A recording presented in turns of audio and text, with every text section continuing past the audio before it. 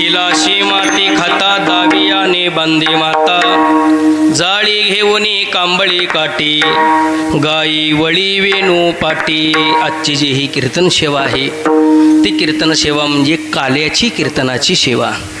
वारकरी संप्रदायाच्या नियमाप्रमाणे सप्ताह किती का दिवसाचा असेना, 3 दिवसाचा असो, 5 दिवसाचा असो, 7 दिवसाचा असो, महिन्याचा असो किंवा वार्षिक सप्ताह असो, वारकरी संप्रदायाच्या नियमाप्रमाणे सप्ताहाची सांगता म्हटलं की काल्याच्या कीर्तनाने केली जाते। आणि काल्याचं कीर्तन म्हटलं की कृष्ण परमात्म्याने जे गोकुळामध्ये चरित्र केलं त्या चरित्राचा उच्चार करणं म्हणजे काला। आपण तर काल्याच्या कीर्तनामध्ये चरित्राचा तर उच्चार नाही केला आणि काला तर सेवन केला तर दोष लागतो बरं का। त्यामुळं आपल्याला थोडक्या वेळामध्ये चिंतन करायचं, कृष्ण परमात्म्याने देवा गोकुळामध्ये कोणतं चरित्र केलं त्या चरित्राचा उच्चार करायचा आहे। तसं पाहायला गेलं तर हे कीर्तन म्हणजे प्रसादाचं कीर्तन आहे। भानुदास गीते गात प्रसाद देतो पंढरीनाथ। बाकीच्या कीर्तनाला नाही आलं आणि काल्याच्या कीर्तनाला आलं तर आत्तापर्यंत सगळी सेवा झाल्याचं फळ या काल्याच्या कीर्तनामध्ये मिळतं बरं का। मग तुम्ही म्हणाल चांगलं आहे, एकच कीर्तन करायचं तेवढं काल्याचं। मग काल्याचं कीर्तन केल्यानंतर प्रसाद मिळतो, हो प्रसाद मिळतो खरं आहे। काल्याच्या कीर्तनाला येण्याकरता एवढे एक कीर्तन असं आहे की ह्या कीर्तनाला येण्याकरता कुणी कुणाला बोलवायचं नसतं बरं का, आणि कुणी कुणाला बोलवायचंही नसतं आणि या कीर्तनाला आल्याशिवाय राहायचंही नसतं। हे प्रसादाचं कीर्तन आहे। त्या नियमाप्रमाणे आपल्याला थोडक्या वेळामध्ये मला भारत महाराजांनी 12 वाजून 10 मिनिटाची वेळ दिलेली आहे। आपल्या ठिकाणी आता फक्त 15 ते 20 मिनटं आहेत। ते वेळेवरती कृष्ण परमात्म्याने गोकुळामध्ये जे चरित्र केलं त्या चरित्राचा उच्चार करू आणि सेवेला पूर्ण विराम देऊ। जगद्गुरु तुकोबाराय म्हणतात परमात्म्याने चरित्र केलं, कसं केलं? चरित्र ते उच्चारावे केले देवे गोकुळी। गोकुळामध्ये चरित्र केलं, कसं केलं चरित्र? तर परमात्म्याने गोकुळामध्ये 2 प्रकारे चरित्र केलेलं आहे। एक पहिलं चरित्र रांगत असताना आहे, देवाचं दुसरं चरित्र गायी राखत असताना आहे। रांगता गोधने राखिता हे रांगता गोधने राखिता हे रांगता गोधने राखता हे रांगता गोधने।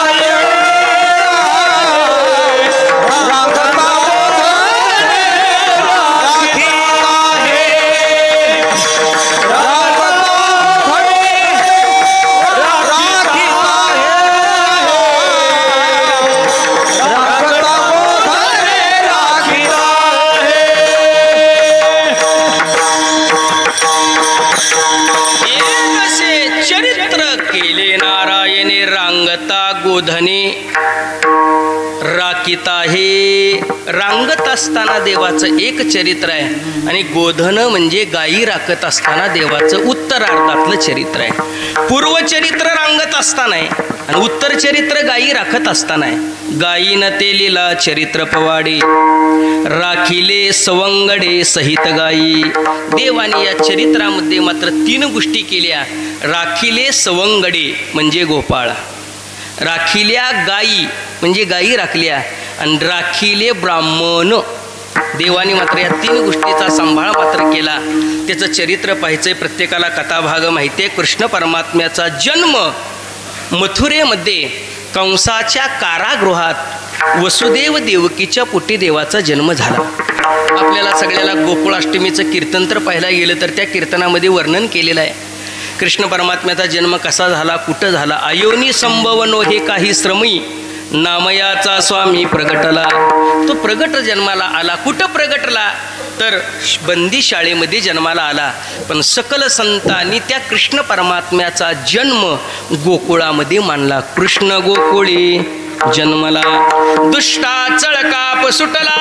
कृष्ण परमात्म्याचा जन्म गोकुळामध्ये झाला. आणि गोकुळामध्ये कृष्ण परमात्मा जन्माला आल्यामुळं नंदराजाच्या पोटी यशोदेच्या पोटी देव जन्माला आल्यामुळं इतका गोकुळामध्ये आनंद झाला की त्या गोकुळाचं वर्णन जगद्गुरु तुकोबरायांनी केलेलं आहे. ज्या गावामध्ये कृष्ण परमात्मा जन्माला आला त्या गावाचं वर्णन करत असताना सांगतात, गोकुळीच्या सुखा अंत पार नाही लेका. तुका म्हणे सुखा अंत पार नाही लेका. कृष्ण परमात्मा जन्माला आल्यामुळं जगद्गुरु तुकोबाराय म्हणतात त्या गोकुळाच्या सुखाचं काय वर्णन करावं, त्याचा अंत कुठं आहे, मध्य कुठं आहे, सुरुवात कुठं आहे हे सांगता येत नाही. इतकं सुख नांदू लागलं की बोलायचं कामच नाही. सुखाला पारावार राहिला नाही. आता मुलगा कुणाला झाला? नंदराजाला यशोदेला. ऐका बरं का जरा, गोकुळाला आनंद झाला. मुलगा यशोदेला नंदराजाला आणि यशोदेला झाला. पण गावाला आनंद झाला. सगळ्या गवळणी एकमेकीला सांगू लागले, अगं तुला माहिती झालं का? तिने विचारावं, काय ग? म्हणजे रात्री 12 वाजता यशोदेला मुलगा झाला. गवळण सांगे पुत्र झाला. एक धावे एकी पुढे वाटिता ती सुंट वडे. एकमेकीला गवळणी विचारू लागले, खरं? अगं रात्री सांगायचं नाही का? ती गवळण म्हणायला लागली, रात्रीच सांगणार होते पण बॅलन्स संपला होता. अगं मेसेज करायचा. तिनं सांगितलं मेसेज केला असता पण डिस्प्ले गेलाय. काय म्हणून तुला सांगावं? सगळ्या गवळणी एकमेकीला सांगू लागल्या, बोलू लागल्या. इतका आनंद झाला देव जन्माला आल्यामुळे सगळ्यांनी गुडिया तोरणी करते कथा गाती गाणी. गुड्या उभा केल्या, तोरणं बांधली गेली, कथा करू लागले, गाणं गाऊ लागले. इतका आनंद झाला आनंदी आनंद.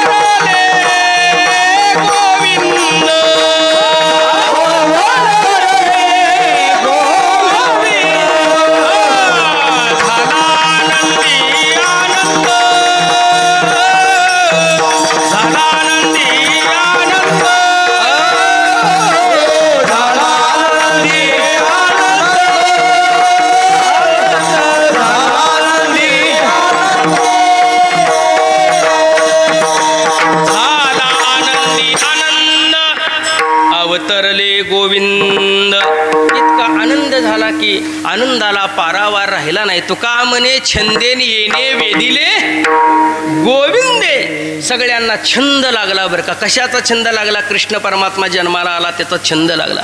आनंदी करू लागले. गोकुळातली चिंता पळून गेली. चिंता ते पळाली गोकुळा बाहेरी. प्रवेश भितरी केला देवी. चिंता पळून गेली. दैन्य निघून गेलं. दारिद्र्य निघून गेलं. आणि प्रत्येकाच्या घरोघरी झाला लक्ष्मीचा वास. दैन्य दारिद्र्याचा त्रास आला. लोका गोकुळीच्या झाले ब्रह्मज्ञान. केली या वाचून जप तप. अनेक आपल्याला उदाहरणं सांगता येईल. जपाची तपाची. जप विना तपा विना ब्रह्मज्ञानाची प्राप्ती झाली. दैन्य निघून गेलं. दारिद्र्य निघून गेलं. चिंता निघून गेली. ऐका बरं का, जिथं देव असतो तिथं ह्या गोष्टी नसतात. विठाल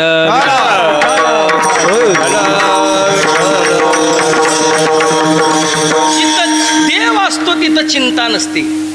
जिथं देव असतो तिथं दैन्य नसतं. जिथं देव असतो तिथं दारिद्र्य नसतं. आणि जिथं देव असतो तिथं ब्रह्मज्ञान असतं. मग आपल्या मागं चिंता आहे. घालवण्याकरता काय मिळवावा? देव. दैन्य घालवण्याकरता काय मिळवावा? देव. दारिद्र्य घालवण्याकरता काय मिळवावा? देव. आणि ब्रह्मज्ञान होण्याकरता काय मिळवावा? देव. एवढं सोपं असलं तरी आपण देवाकडे काय जात नाही म्हणता ही एक चांगलं आहे. कारण खरं बोलताय तुम्ही. आपण देवाची प्राप्ती करून घेत नाही. ऐका, प्रत्येकाला आनंदी आनंद झाला. आनंदाला पारावार राहिला नाही. पण त्याच्या उलट अवस्था मात्र मथुरेमध्ये झाली बरं का. कारण कंसाने कृष्ण परमात्म्याला मारण्याकरता किती प्रयत्न केले ते. महाराज म्हणतात प्रयत्न केले ते किती, देव जन्माला यायच्या अगोदरपासून प्रयत्न चालू होता. देव जन्माला आला तरी सुद्धा प्रयत्नच करू लागला. कारण पूर्वी राक्षस मंडळी हे प्रयत्नशील आहेत बरं का, लक्षात ठेवा. माणसाचा प्रयत्न असावा, प्रयत्न असावा. कधी का होईना कधी तर सूर लागल का नाही हो. पण म्हणण्याचा काय असावा, प्रयत्न असावा. प्रयत्न केला की काही नाही ती होतं बरं का. प्रयत्न केला की कीर्तन करता येतं, प्रयत्न केला की चाल म्हणता येते, प्रयत्न केला की अभंग गाता येतात, प्रयत्न केला की मृदंग वाजवता येतो. एक बिना प्रयत्नाचं एकच आहे, कीर्तनात डोळं झाकणं. त्याला कुठला प्रयत्न करावा लागत, ती आपोआप झाकतेत. ते आपोआप झाकतेत. बिना प्रयत्नाचं तेवढं एकच आहे बरं का. ऐका, प्रयत्नानं सगळं होतं. असाध्य ते साध्य करिता कारण अभ्यास तुका म्हणे. त्याची अवस्था उलट झाली. मथुरेमध्ये कंसाला मात्र चिंता वाटू लागली. त्या कंसानं कृष्ण परमात्म्याला मारण्याकरता 6ही मारत दुराचारी म्हटलेलं आहे. किती बाळं मारली, 6 बाळं मारली. 7वी योग माया आणि 8वा तो कृष्ण बरं का. 6 मारली पण कृष्ण परमात्मा जन्माला आला. जन्माला आलेली बातमी कुणी दिली, मायेनं सांगितली बरं का. तुझं लागी वदी उपजला मजा दे. तुला मारणारा माझ्या अगोदर जन्माला आलाय. कुठं आहे, गोकुळात आहे. ज्यावेळेला गोकुळात आहे ही बातमी कंसाला कळाली, त्यावेळेला कंसाने विचार केला, जोपर्यंत हा आपला शत्रू लहान आहे तोपर्यंत ह्याला मारून टाकलेलं बरं. मारून टाकलेलं बरं म्हटल्यानंतर मग आता कंस होता तो मथुरेचा राजा होता. त्याच्याकडे एक राक्षस होता का, राक्षसाची खाण होती बरं का. खाण, आता मी चरित्र थोडं फास्ट सांगतो. राक्षसाची खाण होती आणि ते राक्षस साधे नव्हते, मायावी होते. मायावी कसले होते, मायावी. मायावी या शब्दाचा अर्थ त्यांना कुणाचंही रूप धारण करता येत होतं. कुणाचंही रूप धारण करायचे आणि कुणाचंही रूप धारण करून ते शत्रूवर चाल करायचे आणि त्यांचा विजय व्हायचा बरं का. त्या सर्व राक्षसांमध्ये मायावी राक्षसीन कोण होती तर पुतना नावाची राक्षसीन होती. प्रत्येकाला कथाभाग माहिती आहे. पहिल्यांदा कृष्ण परमात्म्याला मारण्याकरता जन्मल्यापासून 5व्या दिवशी पहिल्यांदा कोण आली असेल तर पुतना नावाची राक्षसीन आली बरं का. पुतना या शब्दाचा अर्थ तिचं शरीर चांगलं नव्हतं. राक्षस कुळात जन्माला आलेली ती पुतना आहे, पण ती मारण्याकरता आली. कशी आली, काय आली, तुम्हाला सगळ्यांना तो कथाभाग माहिती आहे. पण त्यावेळेला मातृत्वाच्या भावनेनं आली. कृष्ण परमात्म्याने तिला स्तनपान केलं, विषप्राशन केलं, रक्तप्राशन केलं आणि मांस वडू लागले. मांस वडत असताना मात्र पत्नीनं सांगितलं, देवा सोड, देवा सोड. कृष्ण परमात्मा म्हणला, तवरचं तर मी धरत नाही, धरलं की सोडत नाही म्हटले. 2दा सोड म्हटली. पुतना 2दा सोड म्हटली. याचा अर्थ एकच आहे, इहलोकातूनही मला सोड आणि परलोकातूनही मला सोड आणि तुझ्या स्वरूपामध्ये मला मिसळून घे बरं का. कृष्ण परमात्म्याने तिच्या अंतकरणातला भाव जाणला आणि तुका म्हणे देवे पुतना सोशियली जीवे. तिला जीवे मारलं पण एक मात्र देवाने काम चांगलं केलं. मातृत्वाच्या भावनेनं आली होती म्हणून तिला सायुज्य पद दिलं बरं का. तुवा सनकादिकाचे निमाने सायुज्य सौरसो दिदला पुतने. जे विषाची स्तनपाने मारू आली. विष धारण करून मारण्याकरता आली पण तिला स्तनपान केल्यामुळं सायुज्य पद देऊन टाकलं. पुतना मेलेली बातमी कंसाला कळाली. कंस त्यावेळेला अंतकरणाच्या ठिकाणी उद्वेग झाला आणि कंस विचार करू लागला, काय करावं. उद्वेग मानसी कंस तो बैसला.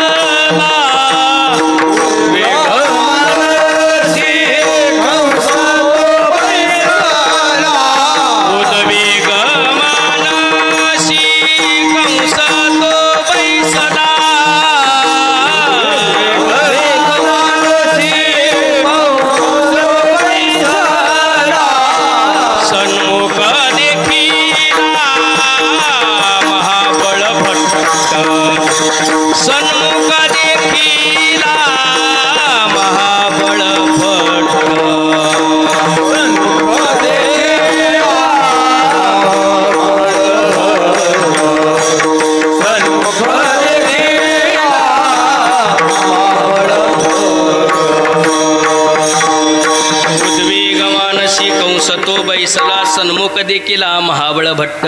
समोर महाबळभट्ट नावाचा राक्षस पाहिला. महाबळभट्टाला बोलवून घेतलं. महाबळभट्टाने सांगितलं, राजे सरकार तुम्ही काही काळजी करूच नका, मी त्या बाळाला मारून येतो, कृष्णाला मारून येतो. महाबळभट्टाने ब्राह्मणाचं रूप धारण केलं आणि ब्राह्मणाचं रूप धारण करून तो महाबळभट्ट कृष्ण परमात्म्याला मारण्याकरता गोकुळात आला. कृष्ण परमात्म्याने मात्र सर्व राक्षसाला मारलं खरं, पण महाबळभट्टाला मारलं नाही. का मारलं नाही? कारण महाबळभट्टाला न मारण्याचं कारण एकच आहे. कृष्णाने पृथ्वीला वचन दिलेलं होतं, रक्षील ब्राह्मण गायी आणि भक्त. कुणाकुणाचं रक्षण करील? रक्षील ब्राह्मण. कुणाचं रक्षण करील? ब्राह्मणाचं. तो राक्षस होता खरं, पण रूप ब्राह्मणाचं धारण करून आलेला होता, त्यामुळे याला मारायचं नाही. फक्त काय करायची? याची विटंबना करायची. विटंबिला भट दिला पाठीवरी, पाठ जानवे तुटले, पंचांग फाटले, धोतर गळाले, ढुंगणाचे, सगळी अवस्था त्या ब्राह्मणाची करून टाकली. तो पळत पळत निघाला, घरी आला, उघडा बंब झाला, अंगावर एकही कपडा नाही, कंसाच्या समोर उभारला. कंसाने पाहिलं आणि कंसाने विचारलं, कुठनं निवडून आलाय तू? कुठनं आलाय तू? कंस म्हणून असं विचारल्यावर महाबळभट्ट म्हणला, राजे सरकार मी उघडा तर माघारी आलोय, ती पोरग लय डेंजर आहे, तुम्हाला तर सोडणारच नाही. अशी अनेक राक्षस कृष्ण परमात्म्याने बाळपणातच मारली बरं का. कोण कोण मारली आहे का? कागासूर मारला, आगासूर मारला, धेनुकासूर मारला, रिटासूर मारला, तृणावर्त मारला, षटकासूर मारला, प्रलंबासूर मारला. अनेक राक्षस मंडळी कृष्ण परमात्म्याने बालपणातच मारली बरं का. कागासूर कावळ्याच्या रूपात आलेला होता, आघासूर अजगराच्या रूपात आलेला होता, बकासूर बगळ्याच्या रूपात आलेला होता, धेनुकासूर बैलाच्या रूपात आलेला होता, तृणावर्त गवताच्या रूपात आलेला होता, षटकासूर बैलगाडीच्या रूपात आलेला होता. पण सगळ्यांनी रूप धारण करून आलेली होती. पण कृष्ण परमात्म्याने अवघी दैत्या खानी उडविली, अवघी दैत्य खानी उडविली, अवघी दैत्य खानी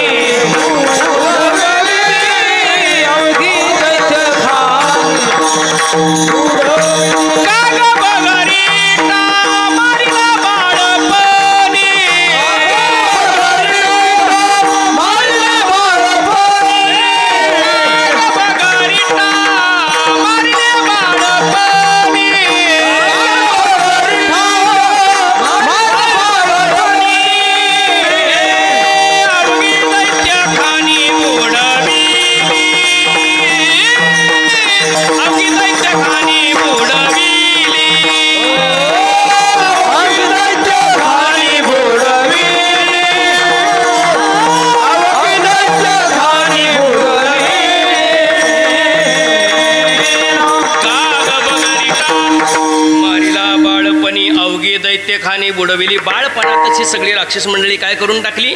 मारून टाकली बरं का.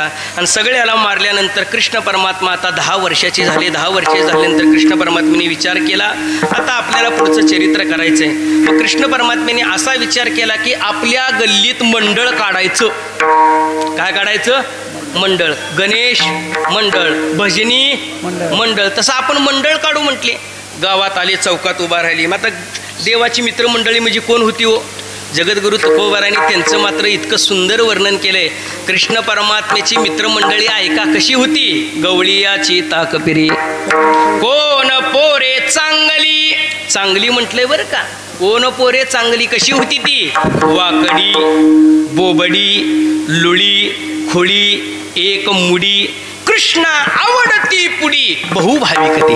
काही वाकडी होती, काही लुळी होती, काही खोळी होती, काही एक मुडी होती, पण सगळ्यात महत्वाचा शब्द आहे कृष्णाला आवडत होती. विठाल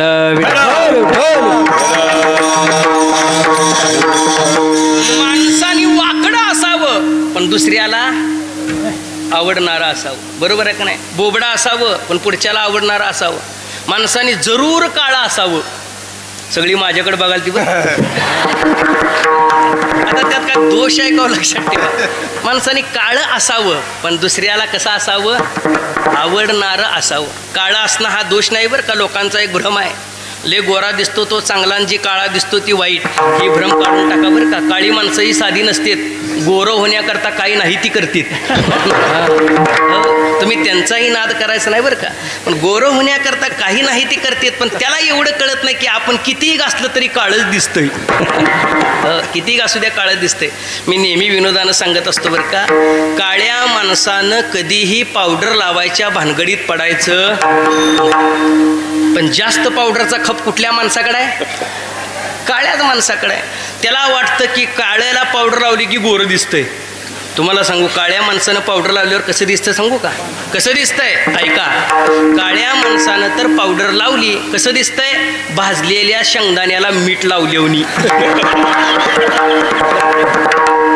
भाजलेल्या शेंगदाण्याला काय लावल्यावर दिसतंय? हो, मीठ लावल्यावर दिसते. मग काळ्यानं गोऱ्याच्या नादी लागायचं नाही, आणि गोऱ्यानं तर काळ्याकडे बघायचं पण नाही. ऐका, का कृष्ण परमात्म्याला आवडत होती बरं का. एवढा त्याचा छंद देवा, काय सेवा भक्तीची. भक्ती होती, आणि भक्ती असल्यामुळं देवाला सगळे आवडत होती. कृष्ण परमात्म्याने सगळ्या गोपाळांकडे पाहिलं. गोपाळांकडे पाहिल्यानंतर कोण 10 किलोचं होतं, कोण 12 किलोचं होतं, कोण 15 किलोचं होतं. कृष्ण परमात्म्याने सगळ्याला विचारलं, बाबांनो तुमची ताकद अशी कशी काय? म्हटलं, तुमची वजनं भरलेली नाही, तुम्हाला दही दूध मिळत नाही का? सगळे गोपाळ म्हणू लागले, देवा आमच्या घरी गाय आहेत, आमच्या घरी म्हशी आहेत, आमच्या घरी दूध आहे, आमच्या घरी सगळं आहे, पण दही दूध डेअरीला आणि चटणी भाकर निहिरीला म्हटले. आम्हाला दही दूध सगळं मथुरेला जातं, आणि चटणी भाकर आम्हाला खायला मिळते म्हटली, आम्हाला काही सुद्धा मिळत नाही. कृष्ण परमात्म्याने सांगितलं, घरात जे आपल्याला खायला मिळत नाही त्याची काय करायची म्हटले? चोरी करायची बरं का. कृष्ण परमात्म्याने चोरी करायचं ठरवलं. मग आता ती साहित्य गोळा केलं. कसं साहित्य गोळा केलं? उंच काठी घेतली, सराटा नावाचा काटा घेतला, वस्त्रगाळ माती घेतली, आणि टपोरे खडे घेतले. गोपाळ म्हटले, देवा हे साहित्य कशाचं आहे म्हटले? अरे दही दूध चोरी करायचं आहे म्हटले. बरं आणलं का? हो आणलं म्हणले. गोपाळ म्हणले, आम्ही साहित्य आणलंय, पण एक काम करा, ह्या काठीचा उपयोग कशा करता, खड्याचा उपयोग कशा करता, सराट्याचा उपयोग कशा करता, मातीचा उपयोग कशा करता, तेवढं सांगा, आम्ही तुम्हाला देतो. कृष्णाने सांगितलं, काठीचा उपयोग व खड्याचा उपयोग ऐका. खड्याचा उपयोग कशा करता? आपण एखाद्या गवळणीच्या घरात गेलो, लोड शेडिंगमुळे लाईट नसणार, आणि लाईट नसली की आपल्याला डेरे कुठे ठेवलेत काही दिसणार नाहीत. मग टपोरे खडे घ्यायचे, ज्या ज्या प्रत्येक दिशेने टाकायचे, ज्या बाजूने डबडब आवाज येते समजायचं ओरिजिनल माल तिकडे आहे. खड्याचा उपयोग झाला. देवा काठी कशाला? आपल्यापेक्षा गवळणी हुशार आहेत, त्यांनी दही दूध 5 फूट 7 फूट अंतरावर ठेवलेलं असणार. आपण 3 फुटाचे 2 फुटाचे गोपाळ, आपल्या हाताला ते काही येणार नाही. काठी घ्यायची, त्या डेऱ्याखाली न्यायची, त्याला वेद पाडायचं आणि दही दूध खायचं. बरं देवा आता काठीचा उपयोग झाला. सराटा नावाचा काटा कशा करता? कृष्ण परमात्मा म्हणले, गोपाळांनो तुम्ही सगळेजण दही दूध खात असताना मला द्या मला द्या म्हणणार, तुम्ही कालवा करणार. मग तुम्ही कालवा केला की आवाज होणार, आवाज झाला की गवळणीला जाग येणार, आणि गवळणीला जाग आली की तुम्हाला पकडायला येणार. गवळण तुम्हाला पकडायला आली, सराटा नावाचा काटा घ्यायचा आणि तिच्या पायाखाली टाकायचा. देवाने काटा मात्र निवडून काढला बरं का, कारण त्याला माहिती आहे कोणाचा काटा कसा काढायचा, कुठला काटा कुठं लावायचा. सराटा काटा टाकला. का टाकला? तर त्या सराट्या काट्याला 3 काटे असतात, 4 असतात. कसाही टाकला तरी एक टोक काय होतं? वर राहतं. सराटा काटा खाली टाकायचा पायात, तिच्या पायात काटा मोडल तोपर्यंत आपण पळून जायचं. मग अलीकडची गोपाळ हुशार आहेत बरं का. त्यातले गोपाळ म्हणला, एक देवा तुम्ही सराटा काटा टाकायला सांगितलं खरं आहे, आणि ती गवळण शांडल घालून आली तर? कारण गोपाळांना माहिती होतं बऱ्याच गवळणी स्वयंपाकघरात शांडल घालतात या. शांडल घालून आली तर कसं? गोपाळाला कृष्ण परमात्मा म्हणले, ग बसा म्हटले, तुम्हाला पुढचं सांगतो. समज तुझ्या म्हणण्याप्रमाणे ती शांडल घालून आली, ती वस्त्रगाळ माती घ्यायची, तिच्या डोळ्यात फेकायची, डोळं चोळेपर्यंत आपण पळून जायचं. दुसरा गोपाळ मला, देवा ती गोगल घालून आली तर? कारण ह्या गोष्टी तर असल्या असते तर कृष्णाने दुसरा पर्याय काढला असता. सगळ्या गोष्टी सांगितल्या. ग बसा म्हटले, डोळे झाका. डोळे झाका म्हटल्यानंतर सगळ्यांनी डोळे झाकले. घर पाहुनी एकांताचे, नववेद नवनीताचे. डोळे झाकले. कृष्ण परमात्म्याने योगमायेने नेलं, आणि योगमायेने नेल्यानंतर गवळणीच्या घरात नेलं, सांगले डोळे उघडा. डोळे उघडा म्हटल्यानं सगळ्यांनी डोळे उघडले. पाहता तर वाड्यात. कृष्णाला विचारलं, कृष्णा वाड्यात कुठल्या मार्गे आलो आपण? कृष्णाने सांगितले, आता बोलायची वेळ नाही, 12:15 वाजून गेले द्या. दुसऱ्या गोष्टी आपण ऐका म्हटली, बोलायची आता वेळ राहिलेली नाही. खावा दही दूध तूप लोणी. कृष्ण परमात्म्याने सांगितलं, तुम्हाला आजच आजी देतो पोटा भारी, पुरे मनाल तोवरी, पुरे मनाल तोवरी, पुरे मनाल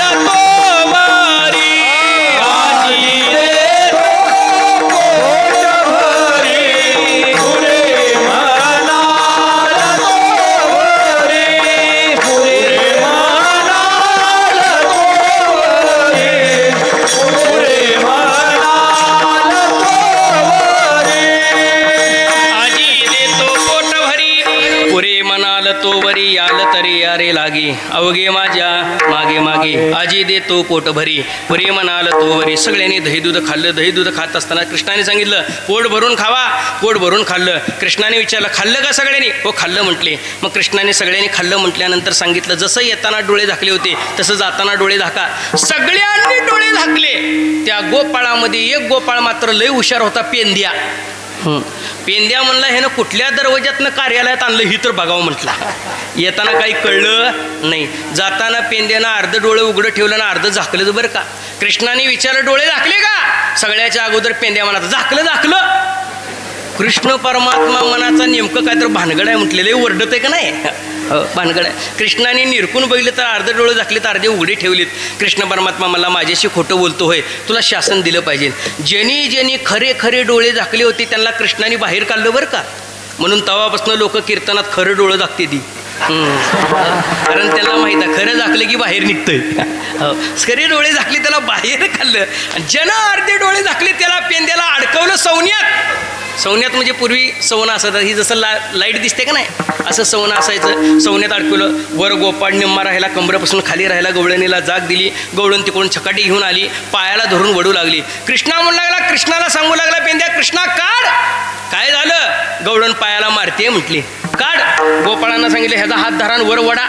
गोपाळ वर वडा लागले. गवळणी खाली वडा लागल्या. पेंद्या लबरासारखा ताना लागला. खालची खाली वडालती वरची वर वडालती. कृष्णाला पेंद्या म्हणू लागला कृष्णा असं कसं काय होतंय? अर्ध डोळं झाकल्यावर असंच होतंय म्हटली. कृष्णाला सांगितलं पुन्हा झाकणार नाही. कृष्णाची माफी मागितली. पेंद्याला बाहेर काढलं. अशा अनेक ठिकाणी खोड्या करू लागली. आता चरित्र भाग आपल्याला भरपूर सांगण्यासारखा आहे बरं का. कृष्ण परमात्मा असं चरित्र करत असताना चोरी करू लागला. पण एक गंमत मात्र व्हायला लागली. कृष्ण परमात्मा चोरी करायला लागला खरं, पण बोबाट काय होईना. गोकुळामध्ये बोबाट काय होईना. कृष्णाने विचारायचं ती गवळणीच्या घरी आपण रात्री चोरी केली होती, तिनं काय बोंब ठोकली का? आता चोरी झाल्यावर बोंब ठोकतात का नाही? पण कोणी सुद्धा बोंब ठोकना. कृष्ण परमात्म्याच्या लक्षात यायची ना बोंब कसं काय कोण करण्यात येते. दही दूध खाल्लंय बोंब करण्यात येते. त्यावेळेला कृष्णाने विचार केला आणि कृष्णाच्या लक्षात आलं ज्या आरती बोंब ठोकणं आहे ती त्या आरती उलटं काय तर व्हायला लागले. काय होत होतं? कृष्ण परमात्मा ज्या गाडग्याला हात लावल त्या गाडग्यात 5 लिटर दूध असलं. कृष्णाचा हात लागला की 10 लिटर व्हायचं. किती लिटर होत होतं? 10 लिटर. ज्याच्यात 10 किलो लोणी आहे कृष्णाचा हात लागलाय किती किलो व्हायचं? 20 किलो. बिन बोबाटे डबल व्हायल्यावर कोण बोंबलेल का? बिन बोबाटा अनुदान आल्यावर कोणी सरकारच्या नावानं बोंबलेल? हो नाही आलं म्हणून सगळं चालू आहे का नाही? तसं त्या वेळेला कोणच बोंबला. कृष्णाच्या लक्षात आलं चूक व्हायला लागली आपली. ज्याला हात लावल त्याला डबल होते ना. आता पुन्हा चोरी केली. एक तर एक करायचं, एक तर पालतं तर घालायचं नाही तर फोडून तर टाकायचं. पाहती गवळणी तवती पालती दुधानी. गवळणी पाहू लागल्या आणि त्यावेळेला गवळणीने मात्र बोंब ठोकली. म्हणती नंदाची या पोरे, म्हणती नंदाची या पोरे,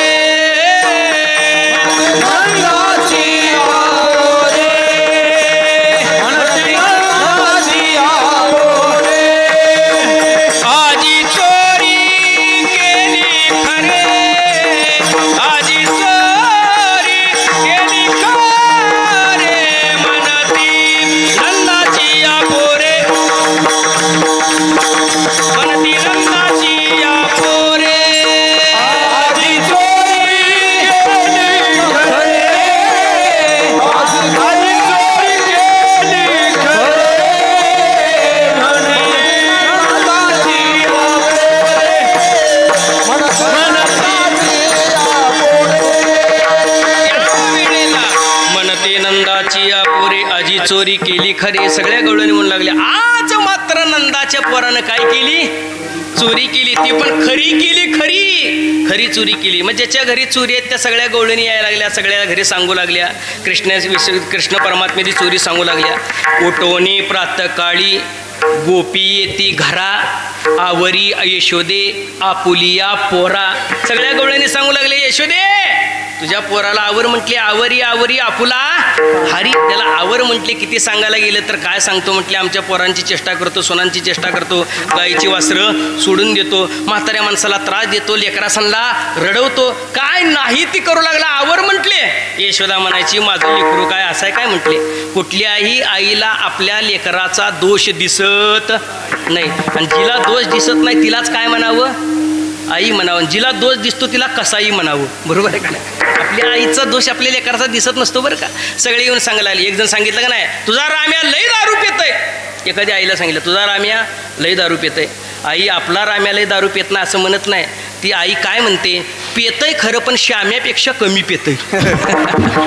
डायरेक्ट म्हणत नाही राम्यास पेतय पण श्याम्यापेक्षा कमी पेतय. ऐका बरं का. तसं यावेळेला कृष्ण परमात्म्याची गारणी सांगू लागली. कृष्ण परमात्म्याची गारणी सांगत असताना कृष्णावर आळी येईना सगळ्या सांगू लागल्या. कृष्ण परमात्मा प्रत्येकाच्या घरी जाऊ लागला, चोरी करू लागला. ह्या सगळ्या गोष्टी होत असताना ही बातमी नंदराजाच्या कानावर गेली. नंदराजाच्या कानावर गेल्यानंतर नंदराजाने विचार केला की आता मात्र गोकुळवासियांना कृष्ण परमात्म्याचा त्रास होतोय. मग कृष्णाला आता शाळेत घातलं पाहिजे. मग शाळेत घातण्याकरता बोलवून घेतलं आणि कृष्णाला सांगितलं कृष्णा उद्यापासून गायी घ्यायच्या आणि यमुनेच्या तीरावर चारण्याकरता निघून जायचं. कृष्ण परमात्म्याने त्यावेळेला हात जोडले. पित्याची आज्ञा आहे शिरसावंदे मानली आणि पित्याची आज्ञा शिरसावंदे मानून सांगितलं मी गायी राखणार आहे. मग गायी राखायचा गणवेश मात्र तुम्ही मला द्या. कारण प्रत्येक क्षेत्रातला काय आहे गणवेश असतो बरं का. शाळेला लेकरं जात असताना प्रत्येकाला काय असतो गणवेश असतो. कीर्तनकाराचा गणवेश वेगळा, शाळेत जायचा गणवेश वेगळा, आता वकील माणसं समोर आहेत त्यांचा गणवेश वेगळा, डॉक्टरचा गणवेश वेगळा, शेतकऱ्याचा वेगळा, गाई राखणाऱ्याचा वेगळा. मग तो गणवेश कोणता आहे तर जगद्गुरु तुकोबाराय अभंगाच्या दुसऱ्या चरणात सांगतात जाळी घेऊनी कांबळी काठी गाई वळी गाई पाटी हो गाई वळी वेणू पाटी. जाळी घेतली. जाळी म्हणजे जाळीदार पिशवी बरं का. शिदोरी ठेवण्याकरता जाळीदार काय घेतली पिशवी ठेवली. कारण त्या शिदोरीला काय व्हावं कुठल्याही प्रकारचे वास लागू नये हवा यावी याच्याकरता जाळीदार पिशवी घेतली. कांबळी घेतली, हातात काठी घेतली आणि कृष्ण परमात्मा झाला नंदाचा खिल्लारी हाकली भारी गोधनी. सगळ्या गायी घेतल्या, गोपाळ घेतल्या. गायी गोपाळ यमुने तटी येते पानिया मिळवणे जगजेटी चेंडू चौगुणा खेळती वाळवंटी चला चला म्हणते पाहू दृष्टी हो. गायी घेतल्या, गोपाळ घेतले, यमुनेच्या तीरावर आले. यमुनेच्या तीरावर आल्यानंतर खेळ मांडी येला वाळवंटी गाई नाचती वैष्णव बाहिरे हमामा रे पोरा हमामा घुमरे वाजे घमामा. सगळा खेळ खेळू लागले. चेंडू खेळू लागले, हात हमामा खेळू लागले, हुतुतू खेळू लागले. खेळ खेळत असताना मात्र देवावर कधीच राज येत नव्हता आणि देवाला राज ज्याच्यावर येत नाही त्याला खेळ खेळावा वाटतो बरं का. दोन माणसाला खेळ खेळावा वाटतो. जी भरपूर जीवन आले त्याला एक आणि ज्याच्यावर राज येत नाही त्याला एक. कृष्ण परमात्म्यावर राज कधीच येत नव्हता. सगळे गोपाळ म्हणू लागले देवा बास आता मोडा आता खेळ गायी गेल्या झाला वेळ फाकल्या ओडाळ नाही तोची आवरा खांदी भार पोटी भूक काय खेळायाची सुख. खेळ मोडा म्हटले तो का म्हणे आता खेळ मोडावा परता म्हटले खेळ मोडून टाका. कृष्ण परमात्म्याने सगळ्या गोपाळांचं ऐकलं. गायी वळवून आणल्या आणि सांगितलं खेळ मोडला आता शिवदेऱ्या खाऊ म्हटले. शिवदेऱ्या खाण्याकरता एका कळंबाच्या झाडाखाली बसले. पण ज्याने त्यानं एवढा शिवदऱ्या काढल्यावर का मग गोपाळ गरीब होते. गोपाळांकडे काय होतं कोणाकडे भोकराची भाजी होती, कोणाकडे भात होता, कोणाकडे ताक होतं, कोणाकडे दही होतं, कोणाकडे शिळी चपाती होती. पण कृष्ण परमात्म्याकडे मात्र पोळी होती बरं का. पोळी. सगळे गोपाळ कृष्ण परमात्म्याकडे बघायचे देवा तुझी पोळी आम्हाला दे म्हटले. तुझी पोळी आम्हाला दे म्हटल्याबरोबर कृष्ण परमात्म्याने एकच सांगितलं पोळी एक आहे गोपाळ अनेक आहेत. मग माझी शिदोरी तुम्हाला देण्यापेक्षा तुम्ही एक करा घ्या रे भोकर भाकरी दही भाताची शिदोरी ताक सांडा दुरी असेल ते तयापे. कुणाकडे काय असेल ते तुम्ही सगळ्यांनी माझ्याकडे शिदोऱ्या द्या. सगळ्या शिदोऱ्या कृष्ण परमात्म्याने एकत्र केल्या, जवळ घेतल्या. सुंदर खडक पाहिला, खडकी सोडी येल्या मोठा अवघा केला एक वटा. सुंदर खडक पाहिला आणि त्या खडकावर त्या सगळ्या शिदोऱ्या सोडल्या आणि शिदोऱ्या सोडून त्यावेळेला कृष्ण परमात्म्याने त्यांच्या शिदोरीमध्ये आपली शिदोरी मिसळली. दोन पदार्थाचं मिश्रण करणं याला काला म्हणतात. इथं जीवाचा आणि शिवाचा काला. ज्ञानेश्वर ज्ञानेश्वर